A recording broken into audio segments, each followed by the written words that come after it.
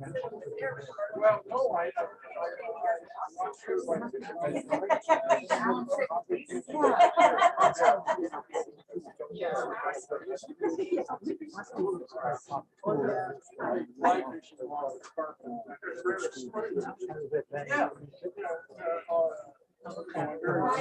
I'm David. No,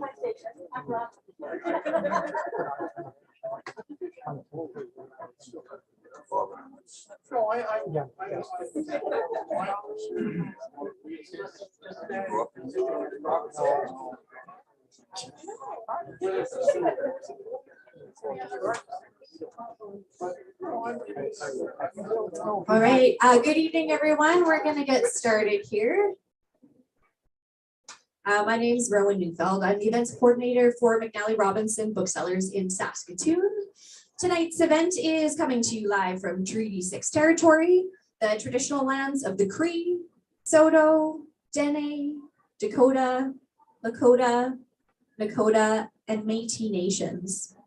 So a special hello to anyone who is watching the live stream from home. We've got our handy web camera in the back there. So thanks for joining us. And for everyone who's here in person, it's nice to see you. Thanks for being here. Out of an abundance of caution, we just ask that you keep your masks on for the duration of the event. I'll put mine back on as soon as I'm done talking. It's my pleasure to welcome you to the launch of Shimmers of Light, new and selected poems by Robert Currie. So welcome to Robert Currie. I'd also like to thank Thistledown Press and especially Jubilee, who's not here tonight, for working with us on tonight's event. We're also joined by a very special guest, David Carpenter, who is going to chat with Robert a little bit later. And before we hear from him, I'd like to invite Elizabeth Phillips with Thistledown Press to say a few words. So welcome, Liz.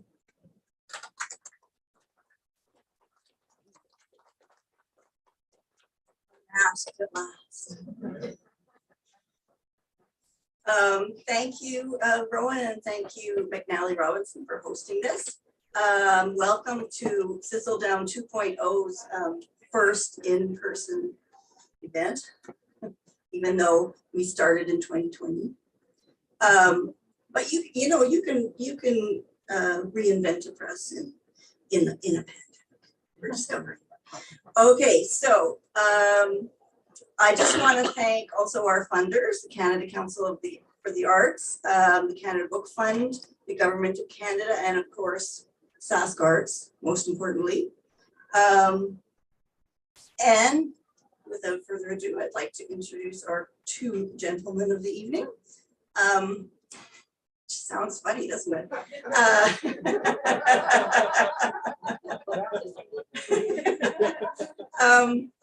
So we have David Carpenter, who's going to be Bob's conversation partner. David is the author of many books, including nonfiction, novels, several novels, short story collections, a collection of novels, and one slim but beautiful volume of poetry. He's also worked as an editor. He was shortlisted for various awards and has won many Saskatchewan Book Awards, including Book of the Year for Courting Saskatchewan.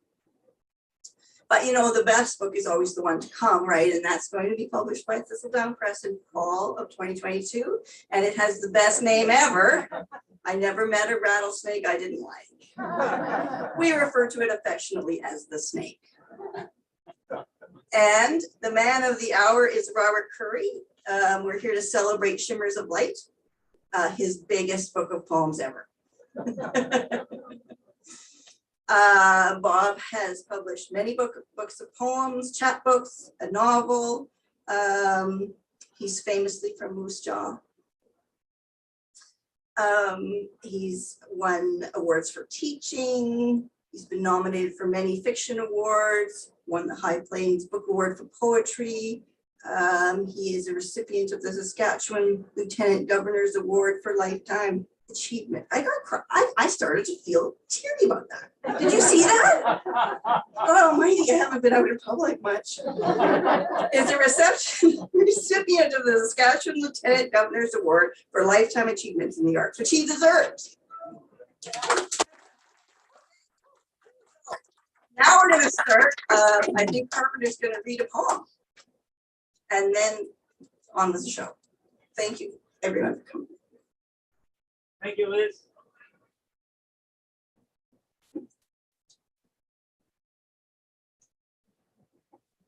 Stone was on that one.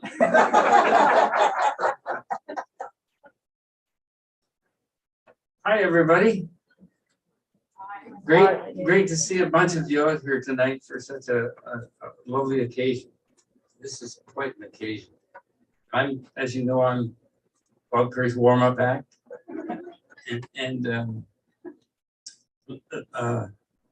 Lately, I've been thinking a lot about teachers and professors.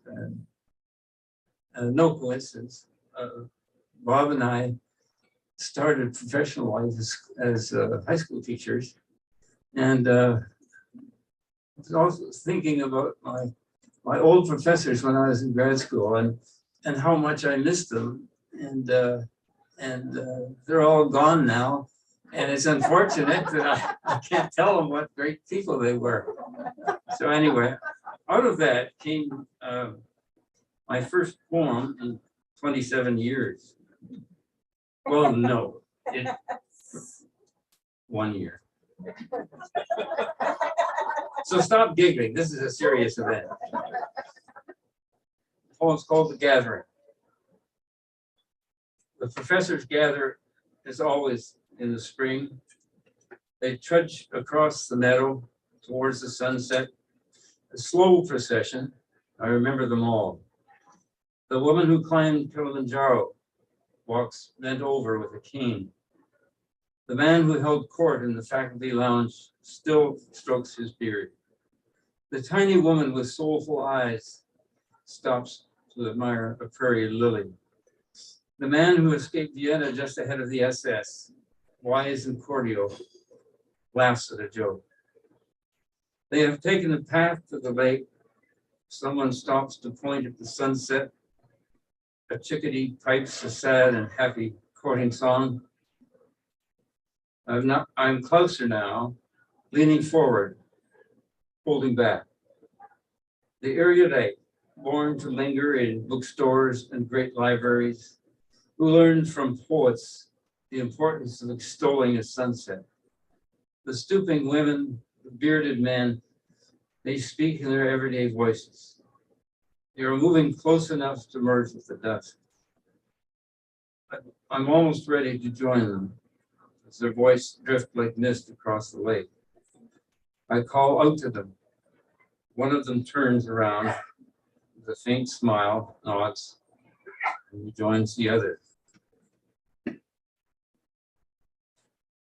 And now I'm ecstatic to say the words, Bob Currie, come up here and kick ass.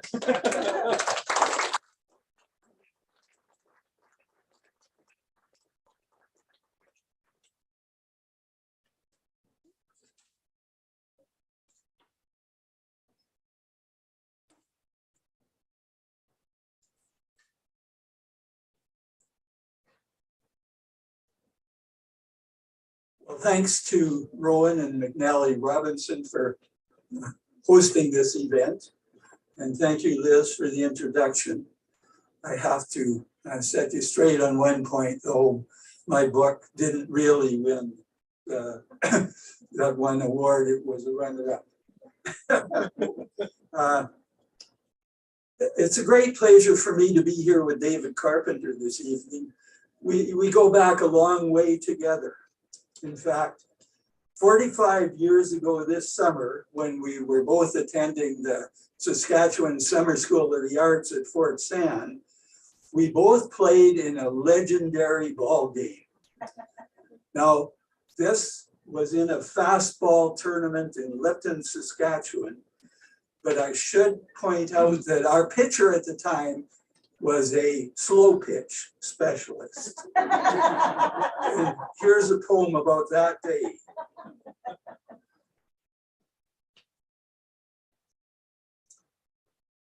Lipton Ball Tournament, 1977. Here's how I remember that Fort Sand summer. We writers cobbled together a team a money tournament, but we were in it for the fun. And what could be more fun than our first game? David Carpenter at ease on the mound, tossing pitches so slow, no batter could wait for them. Slow grounders, easy bloopers to the outfield, occasional strikeouts. Our catcher, Dennis Grunding, urging him on, hey, buddy, buddy, pitch fire, buddy, easy out, buddy, smoke him, buddy, buddy, burn him, burn him, burn him.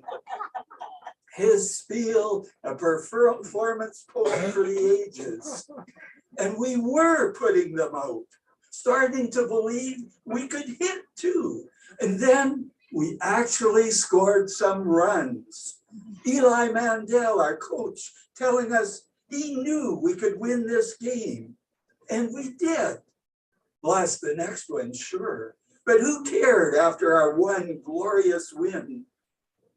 That night, there was beer in the hall, someone playing a piano, the whole team gathered around, Robert Currie singing, cigarettes and whiskey and wild, wild women. Then another song and another, all of us singing along, joy as pure as a double play, the piano drunk and rocking, and that night we leaned in and wrote it, every one of us. We felt we could have stayed there forever, but our throats grew weary, our voices hoarse. The janitor saying how late it was, he had to lock up the hall. Now, since I'm introducing a new book this evening, I want to thank you all for coming out to help me do that, and especially Thistledown Press for such a great job on the book. A lot of people have told me how nice they think the cover is. Well, Shimmers of Light is a book of new and selected poems. So some of the poems go back many years. And here's a poem prompted by a visit with a friend that I'd gone through pharmacy with a long time ago. But it wasn't so long ago then, I guess. It's called Calgary Night. Evening settles in, sitting on lawn chairs beneath the hulk of a Calgary apartment block, we talk together for the first time in years, content to rally memories back and forth of the bright times when we blazed with youth. Tonight, the Bow River churns in the distance. Your old hound curls at our feet, snorting occasionally in dreams, maybe, of distant hunts. Against the sky, the riverbank mounts darkly and shadows drop. The brightest thing between us and that black hill is the sign of a Chinese restaurant, which flashes imprecations at the night. The air, so lately drenched with summer heat, is suddenly chilled by motorcycles, shotgunning an intersection. Our lawn chairs shiver with the sound. Then the blast of warring Harleys is echoed by a kid pedaling a bike, a cardboard clothespin to hammer at his spokes. Rocked from reminiscence now, we watch him as he wheels around the empty lot, pumping hard, picking up speed, circling ever closer to a mound of dirt till he's ready for the ramp and hits it, takes off over the Bow River, rising above its blackened bank, soaring till the stars spray his handlebars. Now that poem was published in the Canadian Forum. And I think it would be neat if that was where Steven Spielberg got the idea for that famous flying bicycle scene in E.T. But somehow I don't suppose he was reading the Canadian Forum in those days. Some of the poems in this book are from Yarrow, which is about a farm family in the 30s and 40s. And I'll read one of those called The New Barn. Agnes Yarrow, standing at her kitchen basin, a cracked saucer lost in her hand, looks through the sliding dust at the half-constructed barn, its rising beams like bones white in the twilight. Why are barns painted red? She wonders. Always red. This one could be different and ought to be, where she must look over dishes every day, trimmed in white perhaps, but painted green. Yes, something green against the snow, against the drought, the dust, reminding them of who they are and why they stay. Another group of poems is from Klondike Gold, which is a book about a group of men from New York City who made the trek to the Klondike hoping to become rich. And in fact, they never even made it to the Klondike, and they certainly didn't become rich, but it was based on facts. And I'll read the first poem, Sledding on Park Avenue. We buy all the dogs we can find, 4 St. Bernards and 2 Newfoundlands. When the harness is finished, we begin to train them night after night in Manhattan, dragging an old bobsled loaded with lumber for weight, our runners sparking through slush. One night, we grate onto Park Avenue, a policeman's horse rearing above us, hooves striking the sky, and he's yelling like a foreman. What are you doing? Just what the hell do you think you're doing? Training for the Klondike, of course.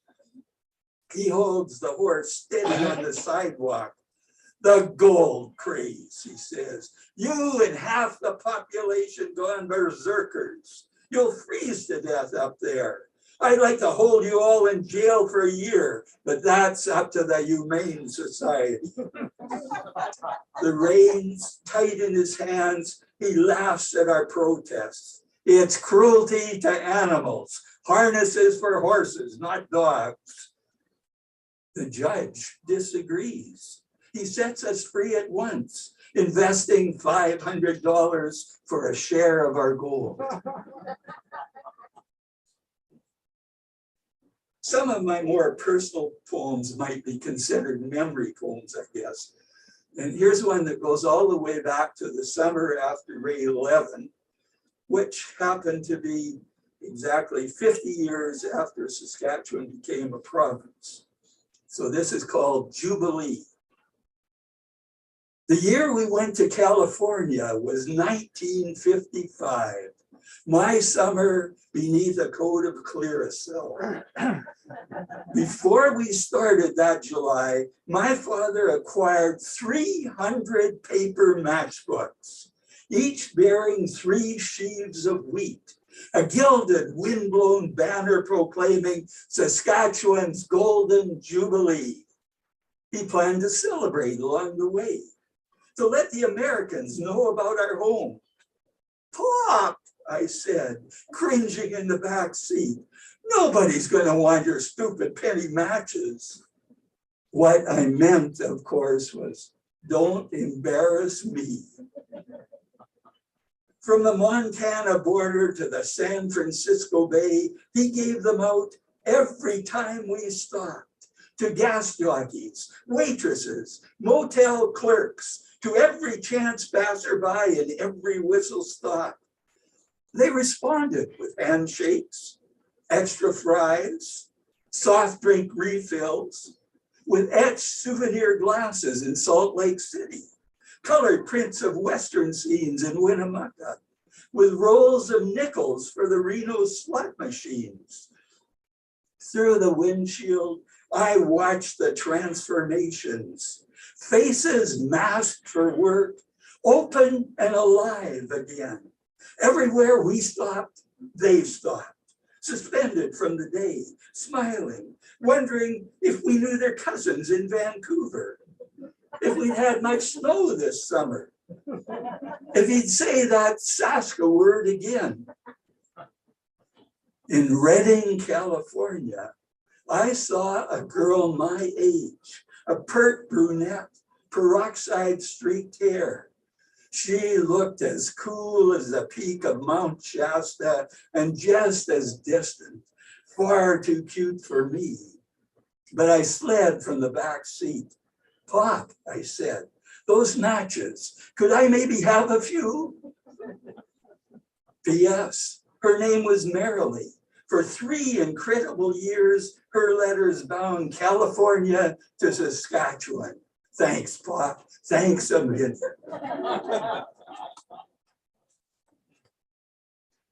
A while back, I was reading an anthology called Poet's Choice. It came out probably 50 years ago or something. And it called upon various poets to choose a favorite from their own work and to write a little paragraph or so saying why they picked it. And some of them seemed to have trouble choosing. If I had to do that, I'm not sure if I picked this one, but it sure would be one I would consider. It's called Evening at Extendicare. 7 o'clock.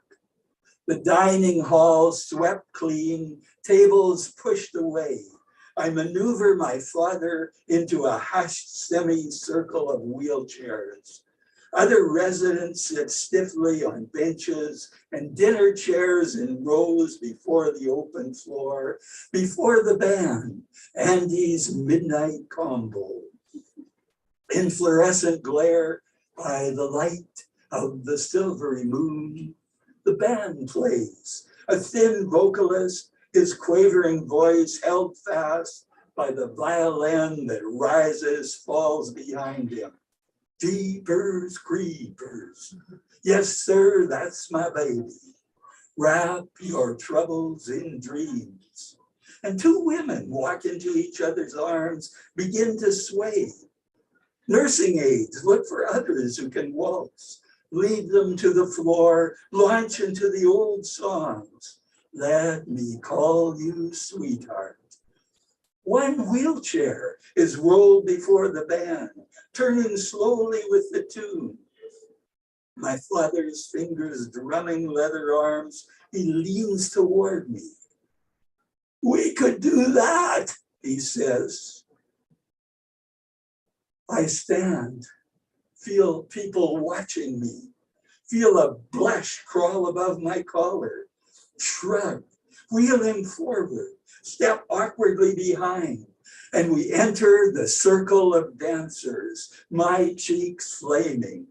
Ain't we got fun? But I can do this. I slap my feet in rhythm, swing them to the left, the right, spin them in a circle at the center of the floor. The music holds the old smile on his face, and all at once, I think that I remember a smiling man, a child at someone's wedding dance, the child lifted through the lilting air, held firmly, the man gliding over shining floors, graceful loops, his slim legs stepping, reaching, closing, the child laughing in his arms, and somewhere beyond, a lush violin. I can't give you anything but love.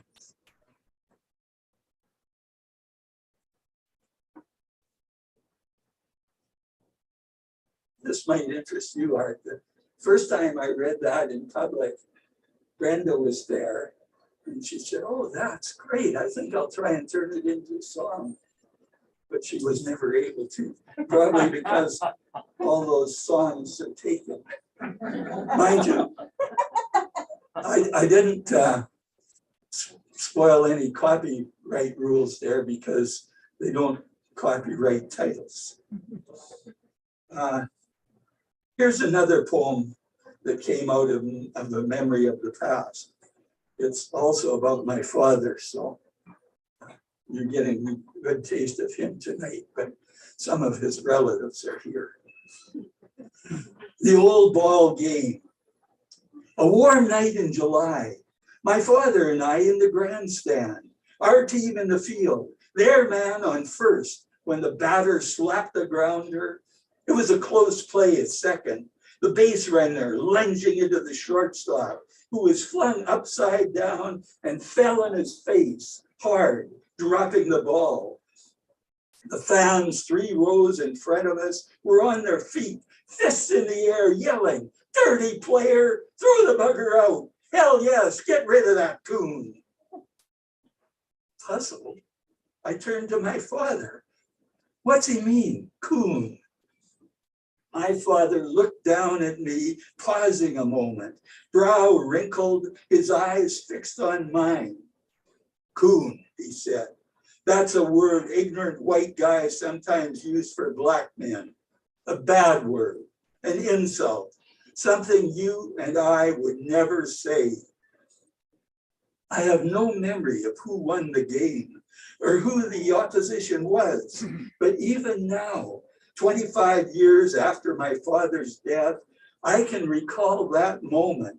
Ball players standing jaw to jaw, the stands in an uproar, and my quiet father leaning over me, his hands squeezing my shoulder. Never in all the years he was alive had I seen him look more serious.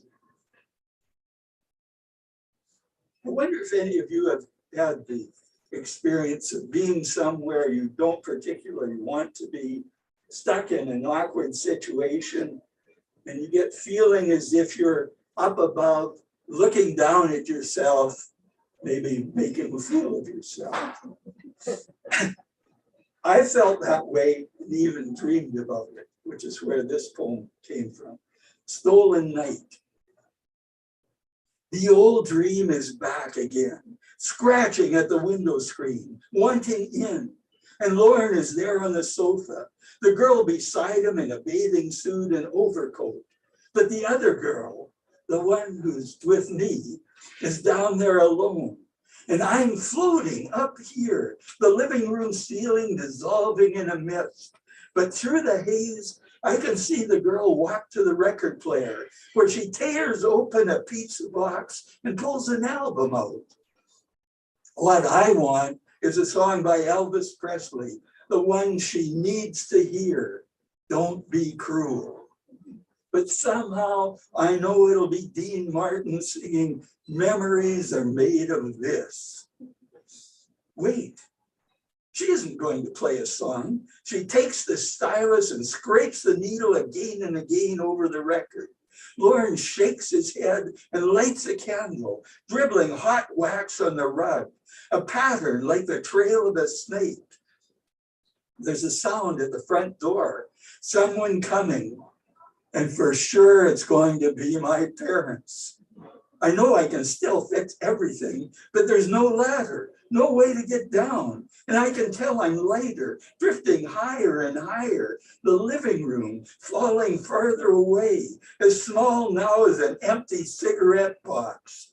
And Lord, don't let them know I've been smoking.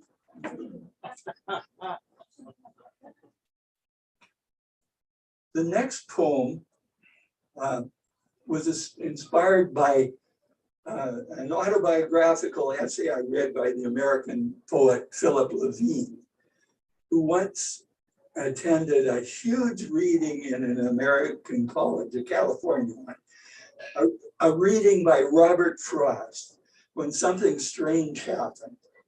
And I tried to imagine what it would be like to be there when this happened. So this is called Letter to Mr. Frost. They claimed you were paid over $2,000 to come here and read us your poems. Boomer, beside me, said for that price, we could afford a movie star. Charlton Heston maybe, or at least Tony Curtis, not some old goat guaranteed to bore us to death. When you started to read, Boomer looked at me and crossed his eyes, then slumped down in his seat. I was surprised how much your words moved me. The auditorium was hushed, 1,200 students waiting for each line that gripped and held us. Poem after poem, your words filled the room with images.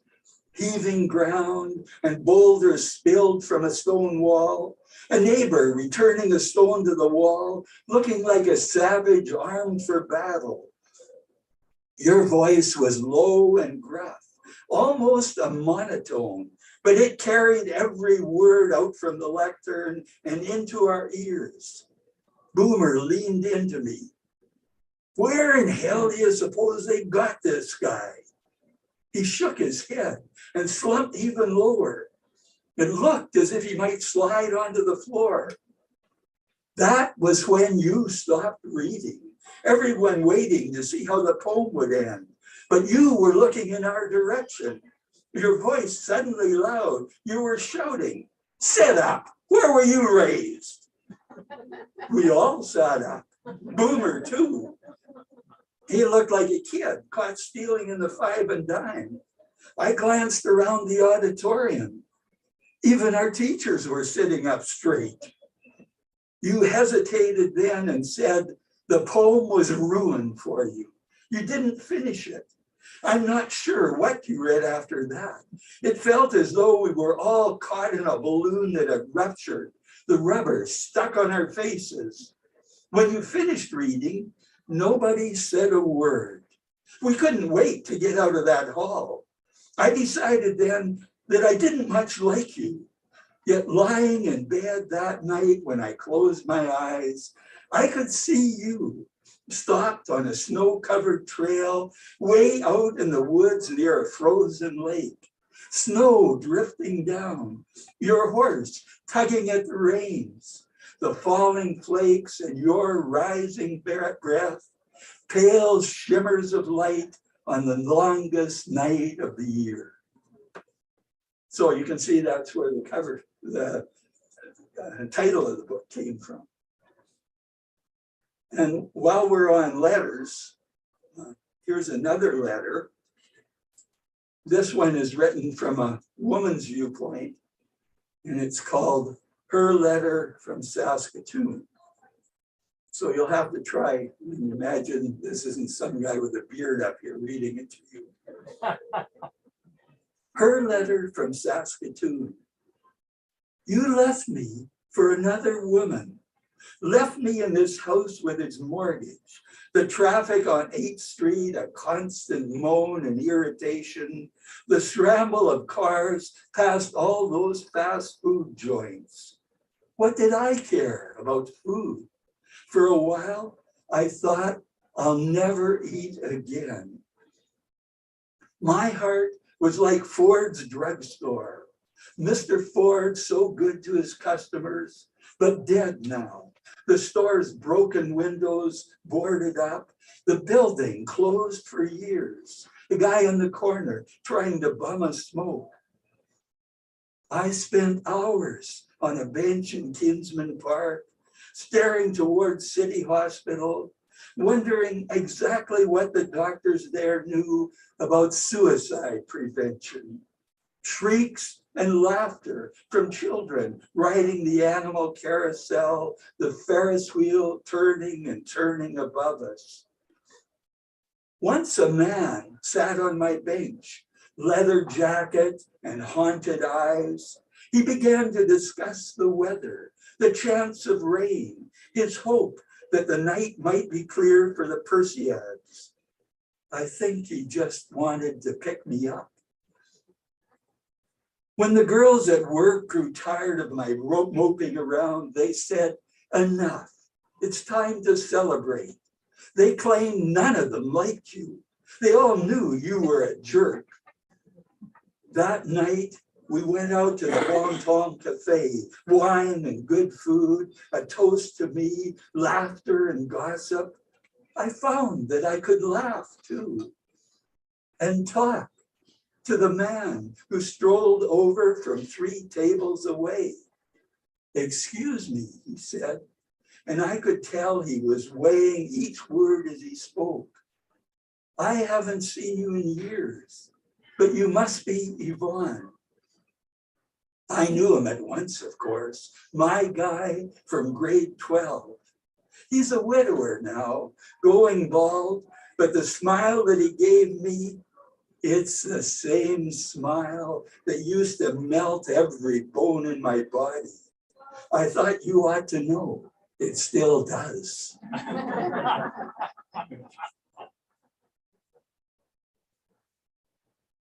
I was very lucky with this book to have essays of support from Lorna Crozier and Mark Abley. And that's thanks to my wonderful editor, Dave Margocius, who signed them up. And here's a poem for him. The night we stole the train. It's a bit like a dream. Dave Margocius and I walking beside the Pullman cars on this line that hasn't seen a passenger train in years. People gesture from the windows, complain that they should have been gone an hour ago. A porter stands in the doorway of the first car, tells us the engineer must be asleep on the job. Will this train ever get moving again? Dave and I walk to the engine, a hiss of steam by the tracks, but no sign of an engineer or any other railroad man. We climb into the cab and take control. Dave checking the pressure gauges, me grabbing a shovel and beginning to feed the firebox. Though there's no coal in the tender, but thousands of crab apples, which are light and easy to fling. Pressure building, the locomotive shudders ahead, the sound of cars jerking down the line. Dave blasts the whistle and we pull away from the station, picking up speed, passing a low-slung edifice that must be a library. Patrons looking up from books and magazines, every one of them flashing their thumbs up. And it's into the countryside now. Fields of canola, yellow as sunshine, a single blue field of flax, and wheat flowing towards the horizon. Dave and I leaning out the windows, wind cool on our faces, a level crossing ahead, a Mountie car with its lights flashing, a man in red by the car slashing his hand up and down. But we're by him. Rougher country here, clumps of bush and rock, rolling land that's never been plowed. And half a mile ahead, the land drops away, the rails running level and straight. We slow the train to a stop, dismount from the engine, and walk toward a canyon with a river boiling below. The tracks on a trestle of timber, old and weathered, and we doubt if it can possibly carry a train. That's when the Mounties arrive. 4 of them flourishing handcuffs, 3 surrounding Dave. They pin him down and get the cuffs on his wrists. The other guy grabbing me, but I shake him off just as I'm shocked awake. And I worry, will Dave ever get out of jail?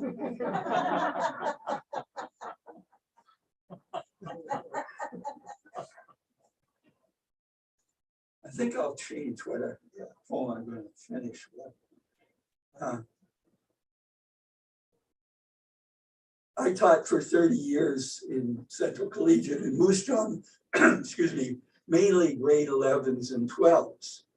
And about 15 years after I retired, I was invited to do a school visit at Qu'Appelle, not Fort Qu'Appelle, but Qu'Appelle, a small town east of Regina. And this was elementary school. And I figured, well, grade 8s, I think I can handle that. But when I got there, it seemed I wasn't doing grade 8s, I was doing kindergarten to grade 4. Well, I figured I could handle this. Boy, was I mistaken. So this is called Author Visit.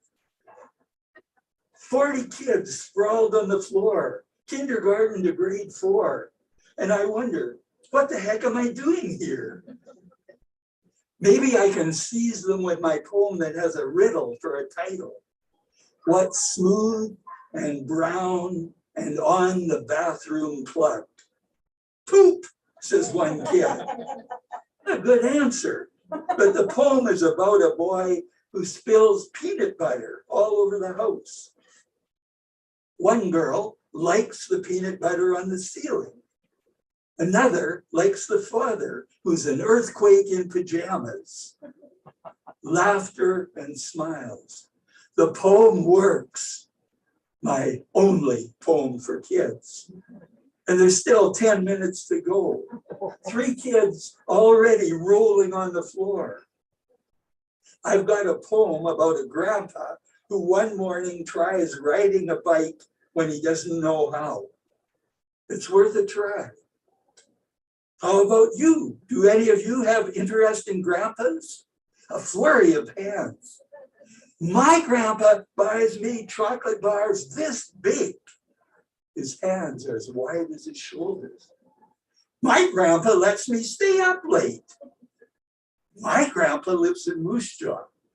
They've been told it's my hometown.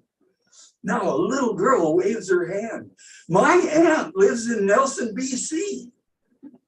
Another boy bouncing on the floor. My grandpa, but he dries up, then blurts, buys me chocolate bars this big.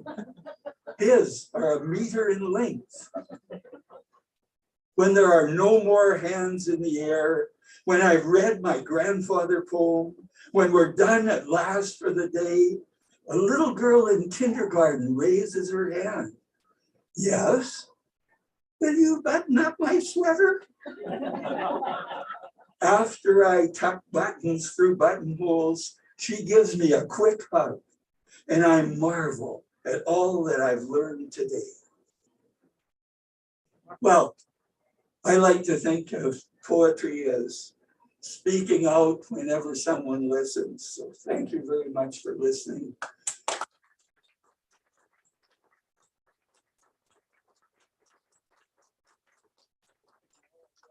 David Carpenter and I are going to have a little talk.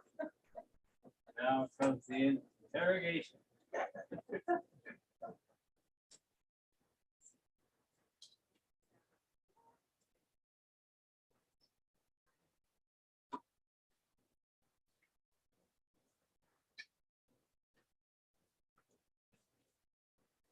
No, it pointed in my general direction. I'll try to do the rest.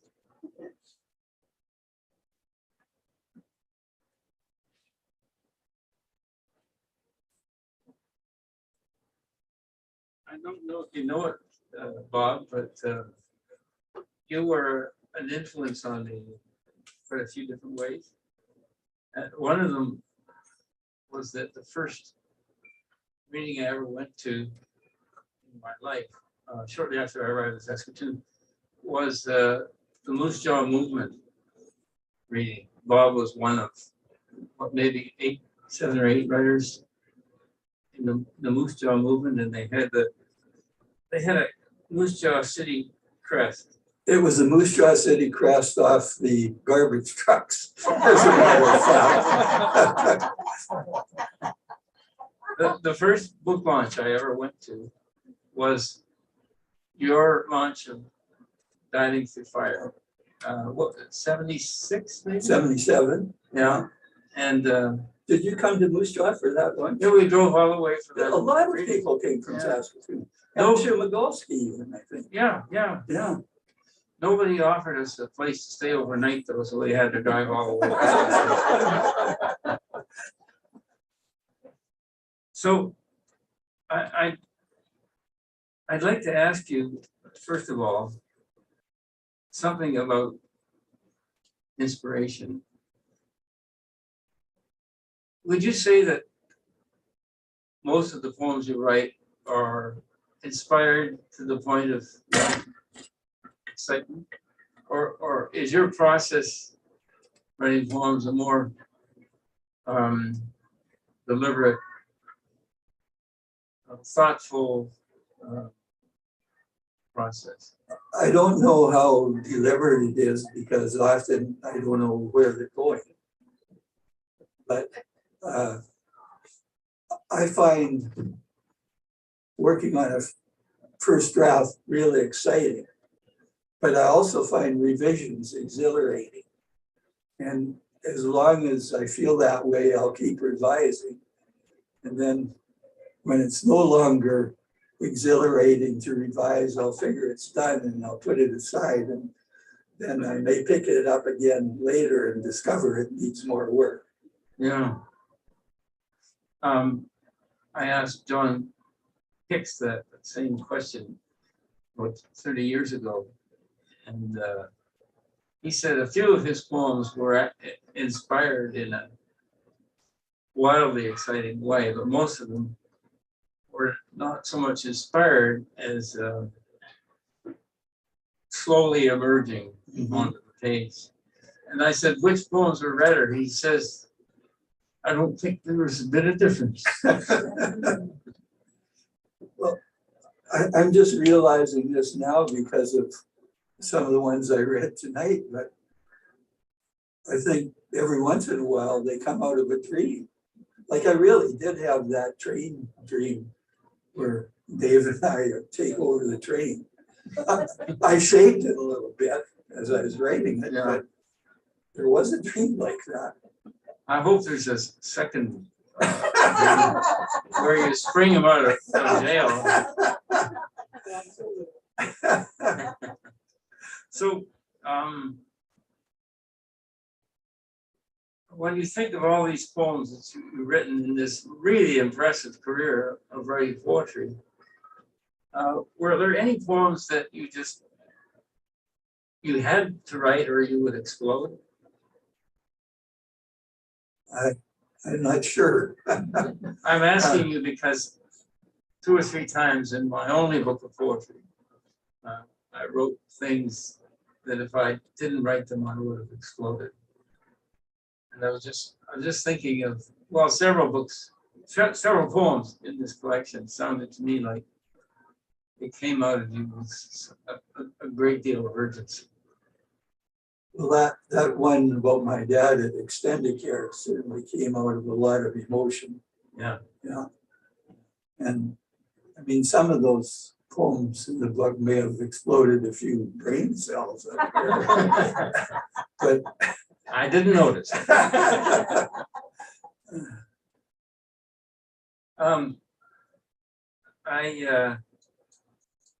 I usually, when I think of you as a poet, I think of you primarily as a narrative poet. And not only are the poems poetic in a hell of a lot of ways, but they have a kind of narrative arc to them, like short stories. But when I want to get you to read a poem for me, if you would. okay, but can I just say something? Yeah, about go that? ahead. Yes. Like, I am fascinated by stories. When I was a kid, I started writing stories. And I was lucky enough to go to United Church Sunday School, which published a couple of little weekly magazines, The Canadian Boy and The Canadian Girl, I suppose is a way of tempting us to keep going to Sunday school. But they had a writing contest every month. Very short stories, like 300 words. And I can remember the first one I got printed was a basketball story. And I was so thrilled when the Sunday school teacher pointed out to the other kids in my class that I had a story in there and they started reading them. And then I saw that there was a typo and one word had been left out. So it was supposed to read something like this.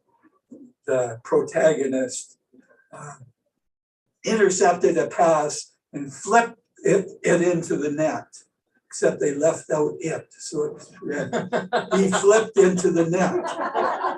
And all these kids were saying, well, why did he have to get in there himself? Well, I think that's very typical of the ups and downs of being a writer. Oh, yeah. It's an unrewarding job, to be sure. Best avoid it. Anyway, I would like you, if you would be kind enough, to read the poem on page 244, Night on the Prairie.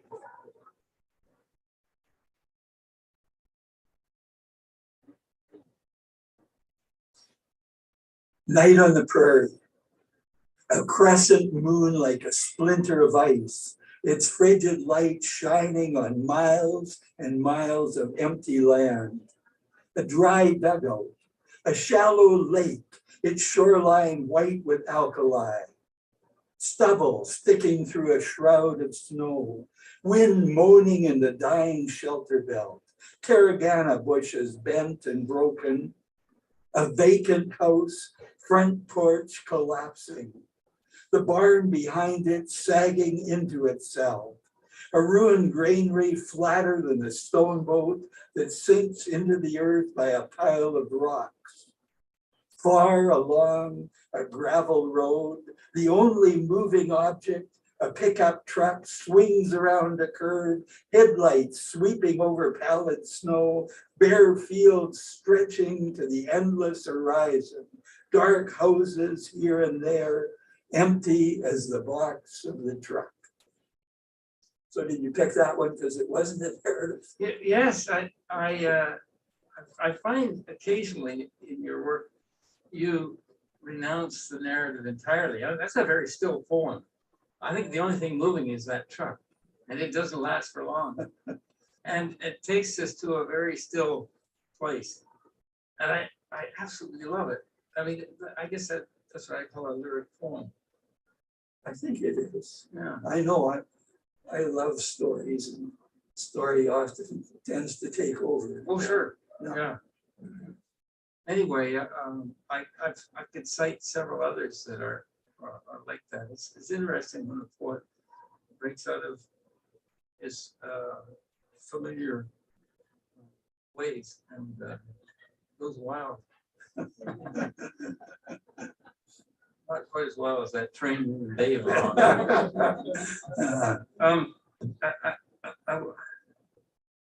I'm thinking an awful lot about your recent work. I guess it would be work from 2018 to the present. Mainly. Yeah, I'm dumbfounded at the way that you could still write terrific stuff at 49, something like that. You're very generous on 2 counts there. But I think I was brainwashed into thinking when I was a young man that you better get your stuff written, because after about the mid-30s, you really go downhill. I'm very happy that you didn't follow that particular trajectory. Another poem that there were so many actually that caught my eye, but one of the ones that impressed me was called "Real Work." I think it's the poem about this 15-year-old kid, I guess his first big summer job, and it's gut-wrenching labor. And at the end of the day, he gets to go home, jump in the bathtub, and listen to hit parade songs on the radio. How did you manage to get so much, let's call it memory, packed into that poem to authenticate that experience? Well, that poem was pure autobiography. Thanks to my dad, who worked at the livestock pool and knew a lot of people in the business, he got me a summer job as a hired man at McCarver's feedlot, which was just west of Moose Jaw. And normally a hired man would live there. There was a place for him to sleep and he'd get all his meals there. Well, my dad drove me out every day, and I went to work at 8 o'clock, and then I had lunch there and supper there. And then the guy I mainly worked with, which was the boss's son, he was probably 4 years older than me, would drive me home, and I'd be worn out. I'd just head to that bathtub. Well, I was right there with you. And well, you weren't there, because if you'd heard me singing along with Hit Parade, you would have laughed pretty quick. The last poem I want you to, if you wouldn't mind reading just one more poem. If the audience can handle it. I didn't even ask him. Anyhow, it's on page 243. It's called Time Machine. Oh.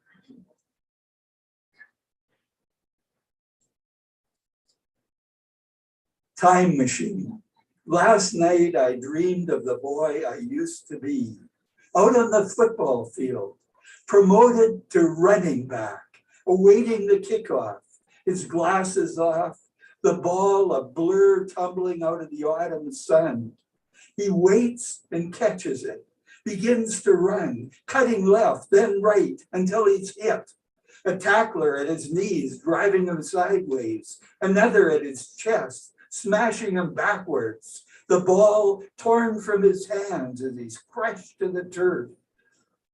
That, the beginning of his final high school game. Yet for years, he sees himself as a football player. He could never imagine this sedentary man seated at a desk, a pen clasped in his hand as he considers altering a word on the paper before him. The page filled with leaves shifting into shadow, and somewhere beyond the lazy lull of lake water, and here beneath the underbrush, the bright raspberries. He can feel his tongue stir in his watering mouth, suddenly knows that it's noon. 3 hours have surged by, and loving what he does, he's made the morning disappear. Thank you very much, Bob. I You're asked you welcome. to read that because it helps me to understand how successful you can go way back and bring something forward to turn into a poem. I think you're a time traveler. Well, I like the title of that poem because it is like a time machine when you write. Yeah. And I think when you're writing, that's the best part of the whole process, you know. I mean, it's wonderful to have a book with a beautiful cover. But what has to keep you going is the excitement of doing the writing. Yeah. Well, thank you very much, Bob. It's been really interesting and a terrific read. And good luck to this book. Thank you. Thank you very much. Questions out there? Patty Thompson, Doug Parsons. We're just wondering if which report to Chapman or Mr. Robinson for detention for being late. Well, Mr. Robinson would probably go easier on you than Mr. Chapman. You think so?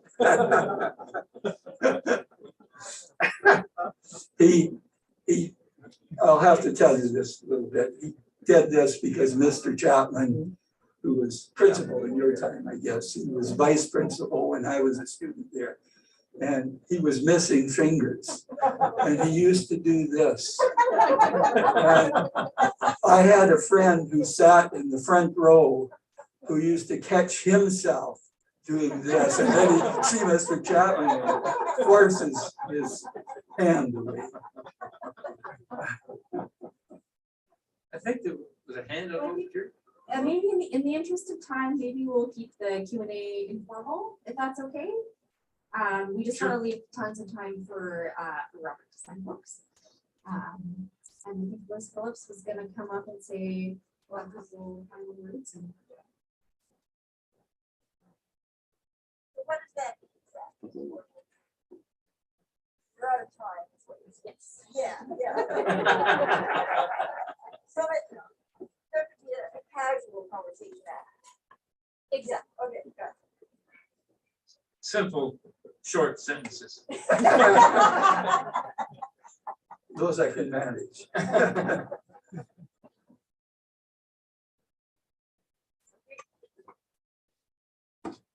So just to make that awkward for everybody, thank you all so much for being here tonight.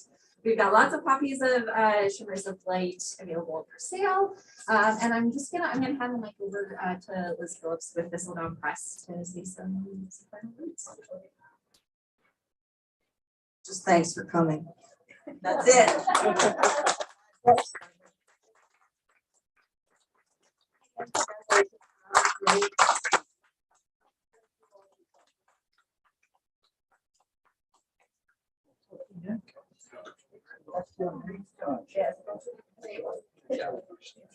Oh, that